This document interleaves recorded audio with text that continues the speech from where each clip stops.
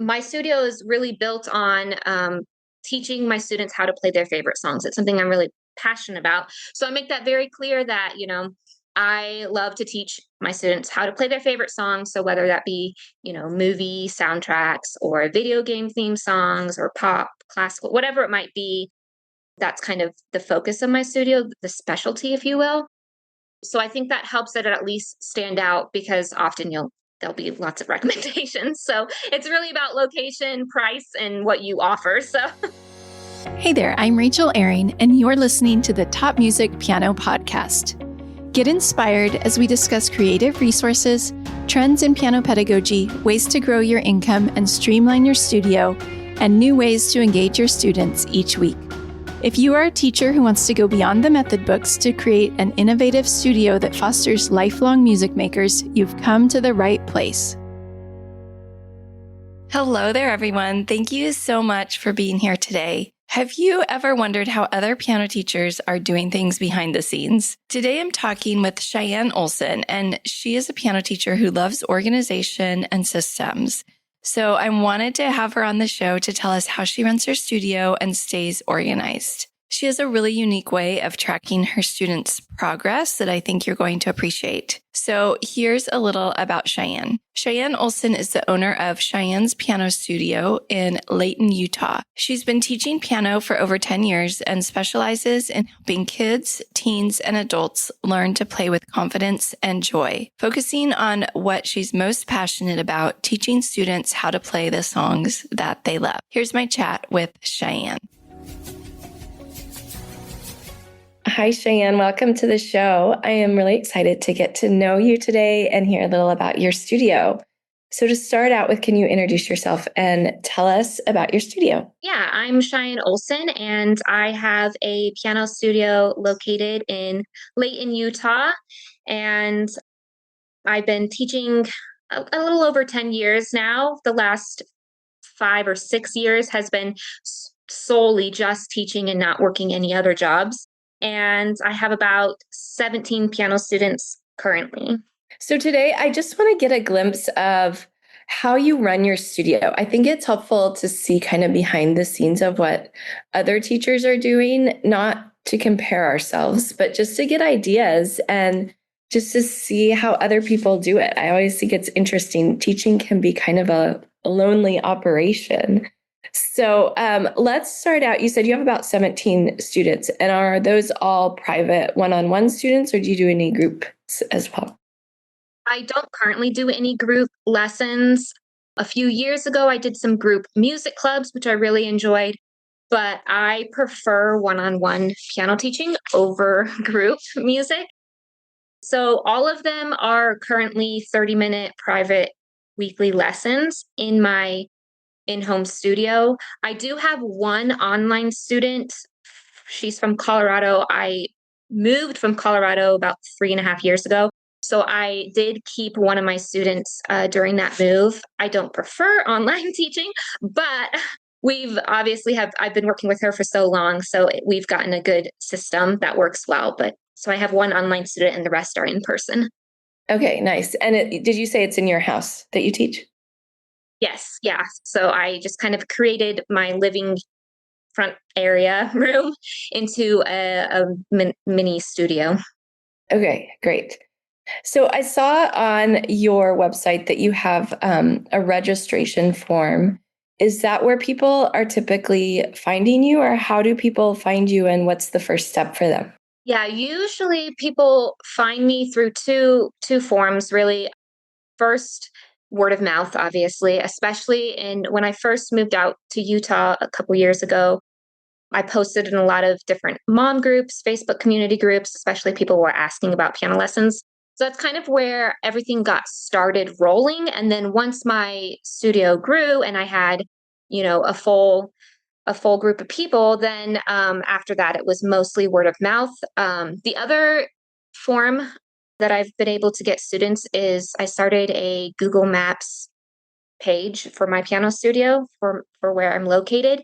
And so now when people search, piano lessons near me on Google, I do pop up pretty quickly if you're in my area and stuff. I think I've had enough clicks on my website and enough visits. I try to encourage previous students to write a review or something like that, so I show up faster. But yeah, so usually people either from word of mouth or through searching me through Google Maps, and then obviously they'll click on my website first thing when they find me on Google Maps, and then yeah, then they're in my website and can search around there and fill out forms if they need to. Okay. I have a couple follow-up questions. One is, do people tend to just come to your website and fill out that form, or do they usually contact you and then the form is like a later step in the process? I definitely have a mix of responses to that. On my website, I changed it to like I have a section that says like join the wait list or something. Like I have about my piano studio or about piano lessons, and there's just some information regarding what lessons look like. And then I have join the wait list, and then if the form is basically underneath that area. So I do think that helps if people are wanting to get on board with lessons. And if they reach out to me before filling out the form, I usually tell them that a part of being on the wait list is filling out the form. And I make sure they know there's no payment required for filling out the form. I know because I combine my registration and policies into one thing. Sometimes I think people can be like, oh, am I supposed to be paying now to secure a spot? No, I will often get an email through my website before someone fills out a form, and then a few people will just fill out the form. So it really just depends on the family. I would say the majority probably go to my contact page on my website first and email me asking about availability and tuition and stuff like that. And then I always send the form after within that communication. The sooner they fill that out, the higher they get up on my wait list. Okay, gotcha. And then I wanted to ask about the Facebook groups because I've heard this from a few teachers that the moms groups are a good place to get students. Do you have any tips or advice for posting in those groups, finding the right groups to post in? Anything you can share with us? I don't know. It really probably depends on the area you live in. I joined like two or three different mom groups when I first moved here. And honestly, I just searched mom groups in the search bar and then kind of saw which groups had the most people in them and then joined it. A lot of groups will have rules on like if you're posting for a business, when you can post about your business or if you're even allowed to. And I found in recent years that most of those groups are allowing less and less of that just in the community groups because then it's just a ton of people posting about their businesses. So and that's really not necessarily what people are wanting out of those groups. So you have to get creative. When I first moved here, I did kind of like introductory post within the group that just said like who I am and the ages of my kids, different play groups that I was interested in or hobbies or whatever, and just trying to get, make friends and stuff in the area. And then obviously within that, I mentioned that I'm a piano teacher. That's at least a starting place. But you can't advertise your business necessarily unless it falls within the guidelines or rules for each group. So after that, it's just about I've noticed in a lot of the groups, community groups, people will ask about recommendations for piano lessons. So I just try to keep my eye out for stuff like that. And then I will comment underneath it. And I always mention, you know, my studio and where I'm located. And then I always have my website attached to it. And then usually I kind of mention what I would consider myself known for in the piano teaching world. And my studio is really built on teaching my students how to play their favorite songs. It's something I'm really passionate about. So I make that very clear that, I love to teach my students how to play their favorite songs. So whether that be, movie soundtracks or video game theme songs or pop, classical, whatever it might be, that's kind of the focus of my studio, the specialty, if you will. So I think that helps it at least stand out because often there'll be lots of recommendations. So it's really about location, price, and what you offer. So But other than that, I honestly have not I have not posted in those groups recently in the last year or so because my studio has been full and I have a wait list, so it hasn't been necessary. But at the beginning, that is kind of what I did at the very beginning. Okay, thank you for that information. That's really helpful. All right, so someone fills out the form, they get on the wait list. What happens next? So if they fill out the form, I make sure to email them back and let them know that as soon as I have an opening, I will reach out to them. On that form, I have a section that has the days, all the days that I teach and all the timeframes that I teach. And I want them to click every possible option that they can do, because the more that they can do, the more I can work around. I've had people on my wait list that can only do, one of my time slots. So then they stay on my wait list for a really long time. So I'm like, the more that you can mark, I guess, on that form, the bigger possibility I can get you in faster. So usually it's just a matter of following up and letting them know that I received their form, and I'll let them know. If there is an opening and they have filled out the form, that's when I send over, our studio calendar and what to expect at the lesson, when their start date is, and then their Google Drive folder, which I think we're going to talk about a little bit later in the podcast. But I just kind of basically send them all the starting information, what books to buy, and that stuff once they fill out the form and there is an opening. Okay, got it. And then tell me about their first piano lesson. What does a first piano lesson look like in your studio? Let's say they've never had lessons before. So for a first lesson, it's mostly about connecting with the student and helping them feel comfortable in my space, and then getting to know the parent as well. Most of the parents will come to the student's first piano lesson. So usually a good portion of it is kind of just talking to both the student and the parent, getting to know them as individuals, what their interests are, what they enjoy doing outside of music, hopefully.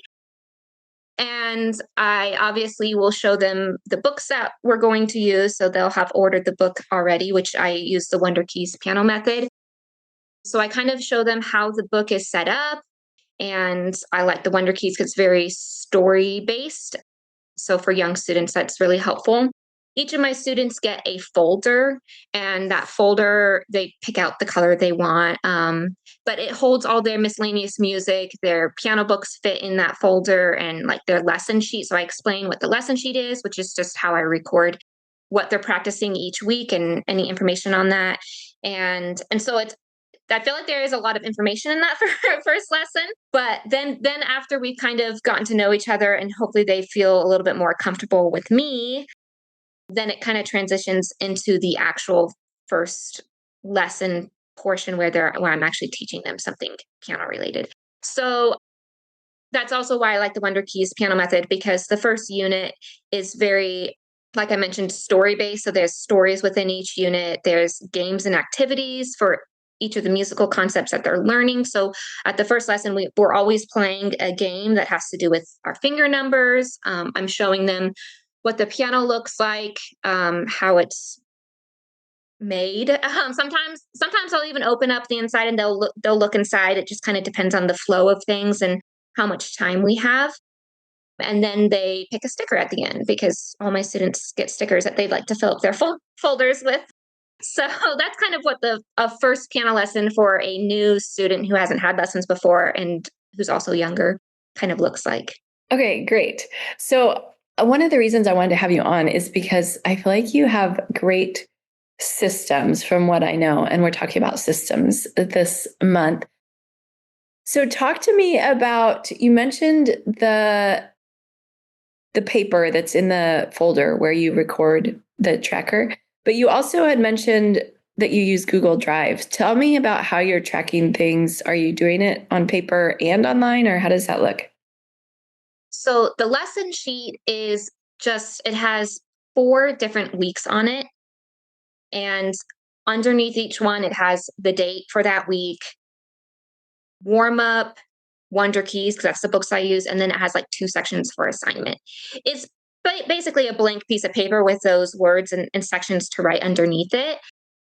And that's where I record, what page number they're working on in their Wonder Keys method book, what their warm up, what scale they're working on is under that section. Since I let my students choose the type of music they want to learn, if they're learning a fun piece, that goes under the assignment section. So that at least tells the student what they're working on each week. It also gives the parents, because not all my parents stay during piano lesson. Most of them actually don't sit in during lessons. So then that helps guide the parents to know where they are within those piano books and stuff. And then I might write notes in there. So, under the Wonder Keys, if whatever page they're working on, if I want them to pay attention to the dynamics or watch their fingering or, pay attention to their hand shape, all those things, I might just write a quick little note that I want them to specifically pay attention to during that week. Once, each week gets its own lesson plan, basically. And so they bring that lesson sheet, it just basically stays in their folder and they bring it back each week, which helps me know exactly where they've been so I don't forget. Then once we're done with that lesson sheet and get a new one, they don't have to keep that. It can get thrown away if they'd like. The Google Drive is a little bit different. It doesn't have their weekly assignments on. It has basically what I'm expecting during the term. So my studio is set up into 3 different terms. We're currently in the fall term, so I'll use that as an example. Fall term is from mid-August to mid-December, basically. So basically a semester of school. And at the beginning of the term, I will basically say, this is where your student is at. This is the books they're currently in, the music they're working on, their strengths from the last term, what we focused on, what they improved in, what we need to improve in the following term, what we're focusing on and working on, and then maybe some goals or practice tips. So it's basically a Google Doc that is filled out with information about said student, about where they're at and where we want them to be over the next few months. So that is every student has their own folder. So I have their Google Doc, which is basically their progress tracker that's in there, and it'll get updated each term. That'll just sum up what they have been learning. And then there'll also be in that folder, there might be some extra music. So at the beginning of a term, or maybe even halfway through a term, I'll add extra music that they can work on that maybe we can't get to during a lesson. But if they're looking for other theory pages or music activities, I'll throw it in their folder, and the parents are welcome to print off the extra stuff. They don't have to, but it's just more options for them, composing activities or improv, whatever it might look like. And then I always have the studio calendar in there so that way parents can refer back to it. So that's what the Google folder is. So I'm not putting weekly assignments in there. That stays on the lesson sheet. I'm just putting, this is where they're at and this is where we're headed. Okay, that makes sense. So the parents have access to the Google one and they can look in there. I like that. That sounds very systematized and organized. I like it. Cheyenne, I have to ask you, are those Christmas stockings behind you? Oh, yes, absolutely. I am fully decorated for Christmas just a couple days ago. Funny. I got distracted because I was like, wait, those are Christmas stockings and it's early November, but that's okay. I'm here for it. Okay, you had mentioned to me that you use ChatGPT to help with tracking progress. Can you tell me about that and how you do that? Yes. So recently, well, not recently, I guess, about a year ago, I paid for like the premium version of ChatGPT, whatever that's called. So within that, you can create folders and then about different topics and give chat instructions on, what you want it to be like and how you want chat's help, basically. So then it kind of got me thinking. I started the progress tracker, the Google Drive folders only in this last year. Like that's relatively new. I was looking for a better way. It was the one area that my studio I felt was really lacking was a long-term plan for my piano students where parents could see their child's progress, especially as they get further along. Parents, if they don't have any musical background, they actually don't know what should be expected by a certain level, or what's going to happen in future levels. So I wanted a way that parents felt like they were, one, getting their money's worth, but also being able to see what their child is good at, um, specifically, and where what they can expect in the future. So all that to say, I didn't have a good system for that previously, so I was kind of brainstorming different things. I know there's apps and stuff that you can use to keep track of that stuff.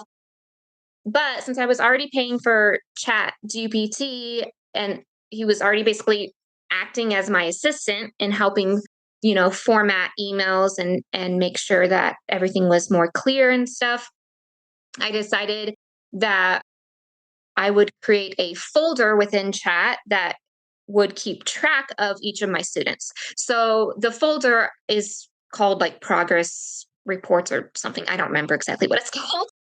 And then within that folder, I have a chat for each piano student. So I'll use my son as an example.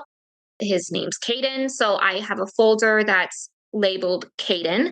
And then within that folder, or within that chat, I will go into it, and you can just, talk rather than type everything, because that just takes more time.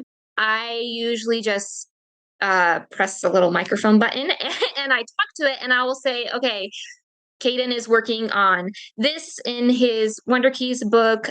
He's really struggling with whatever it might be. We need to focus on this musical concept, or this is in the next unit. They're going to talk about this. So I need to find music that matches whatever we're trying to work on, so on and so forth. It's just basically the information about the student's piano lesson. If a student, whatever they're struggling with, I'll talk about within that, or whatever they're doing really well with. And so, not every week, but probably every other week, I kind of make a little voice note for each piano student and say, how it's going, how their lessons are going, and what we're working on. And so then at the end of a term, I will ask Chat to sum up everything that I have been telling it about that student. And I'll say, hey, for Caden, I need to create a progress report for his parent. And I already have a system I already told it, I want the strengths of the student, where they need to improve, what we're working on, so it already has the things that I want listed in it. And then I just ask it to compile all the information that I've been giving it and sum it up.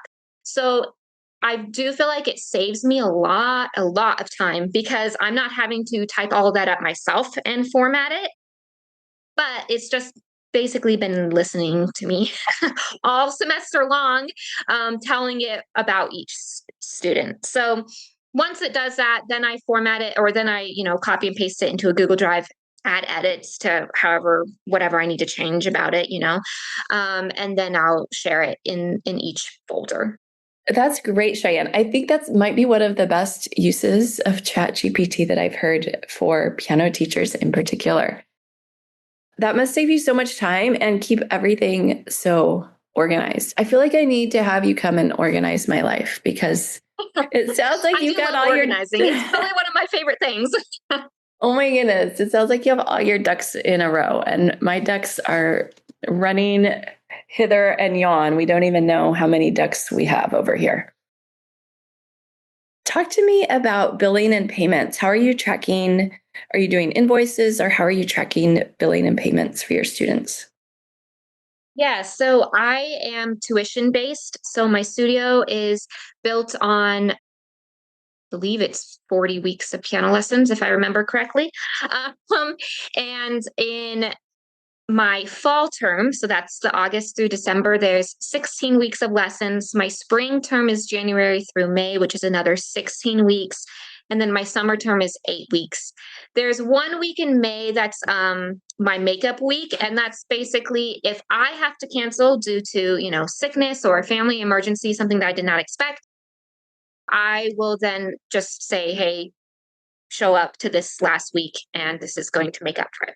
So I switched to a tuition-based studio format about 5 years ago or so. So at least all my students know how many weeks to expect during the year and what lessons. And then it gives plenty of different weeks off, between Christmas and Thanksgiving and holidays and stuff.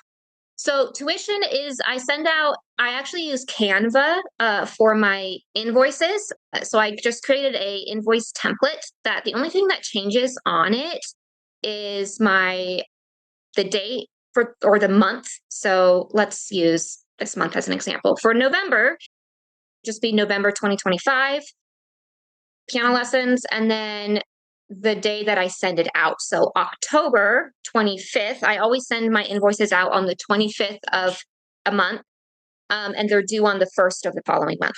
So for November, I would have sent out invoices on October 25th, and I use that through Canva. You can just hit email on Canva and it'll just email that one page. So sending out invoices takes me all of like 5-10 minutes. It doesn't take long because I just have to switch those dates, really fast, but all their information is on there for each student. And then I send that out to the parents. I email it to them, and then they have until the 1st to pay. And so most of my students pay online, either through Zelle or PayPal or Venmo. And I have a business account for my studio. And so then that money just gets funneled into my business account.